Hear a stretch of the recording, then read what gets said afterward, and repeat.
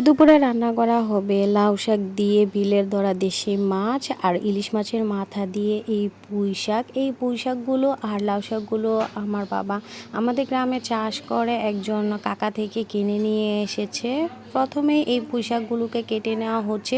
পুঁই শাকগুলো দেখতে এতটাই টাটকা আর ফ্রেশ ছিল যে মনে হচ্ছিল কাঁচাই খাওয়া যাবে। পাতার ঝোল তো আমার এমনিতেও ভালো লাগে, তাও আবার দেশি মাছ দিয়ে রান্না, এই টেস্টটার গুণটা আরও বেড়ে যাবে। আর পুঁই শাক দিয়ে ইলিশ মাছটা তো ইলিশ মাছ সব তরকারির সাথেই রান্না করলে খুবই ভালো লাগে খেতে। এখানে পুঁই শাক আর লাউ শাকগুলোকে কেটে নেওয়া হয়েছিল। কেটে নেওয়া হয়ে ভালোভাবে ধুয়ে এগুলোকে হালকা একটু ডাঁটাগুলোকে সিদ্ধ করে নেওয়া হবে, কারণ সিদ্ধ করলে সবজির রংটা একদমই চেঞ্জ হয় না, সবুজই থাকে। প্রথমেই যেহেতু পুঁই শাক রান্না করা হবে তাই এখন পরিমাণ মতো মশলাপাতি আর ইলিশ মাছের মাথা দিয়ে মশলাটাকে কষিয়ে নেওয়া হয়েছে। কষিয়ে নেওয়া হয়ে গেলে সিদ্ধ করে রাখা ডাঁটাগুলো দিয়ে আবার একটু কষিয়ে নেওয়া হবে। তারপর পুঁই শাকের পাতাগুলো দিয়ে তরকারিটাকে একটু ভালো করে কষিয়ে নেওয়া হবে। এখানে ঝোল দেওয়া হবে না, কারণ সবুজ পাতা থেকেই ঝোল ওঠে। তরকারিটাকে এখন হাই হিটে রান্না করা হবে। হাই হিটে রান্না করলে তরকারি সবুজ রংটা একদমই পারফেক্ট থাকবে, কখনো নষ্ট হবে না।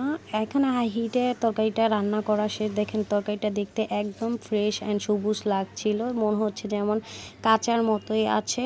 আর তরকারিটা দেখতে কতটা লোভনীয় হয়েছে দেখেন। তারপর অন্যদিকে আর একটা চুলায় মাছগুলোকে ভেজে নেওয়া হচ্ছে। তারপর অন্যদিকে আর একটা কড়াইতে প্রয়োজন মতো মশলাপাতি দিয়ে এখানে আলুটাকে কষিয়ে নেওয়া হচ্ছে। আলুটাকে কষানো হয়ে গেলে ডাঁটাগুলো একটু কষিয়ে নেবে। ডাঁটাগুলো কষিয়ে নেওয়া হয়ে গেলে পাতা শাকগুলো দিয়ে তরকারিটাকে আর একটু কষিয়ে নেওয়া হবে। তারপর পরিমাণ মতো ঝোল দিয়ে দেওয়া হবে। ঝোলের বলক আসলে বেঁচে রাখা মাছগুলো এক এক করে দিয়ে দেওয়া হবে।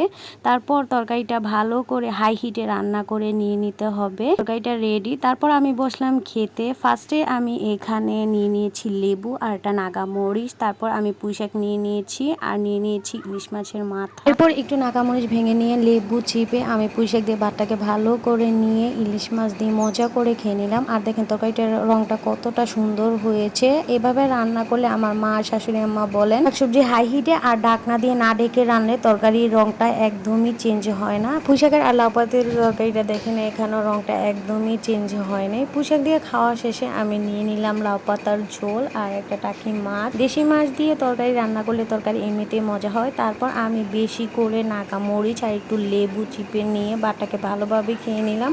লাস্টে আমি একটু শসা নিয়েছিলাম, কারণ ভাতের সাথে শসা লেবু খেতে আমার খুবই ভালো লাগে। ডাল খেতেও আমার খুবই পছন্দ। আজকে আমার খাবারের ভিডিওটা তোমাদের কাছে কেমন লেগেছে অবশ্যই কমেন্টে জানাবেন। আজকের মতো এখানে শেষ করছি। আল্লাহ হাফেজ।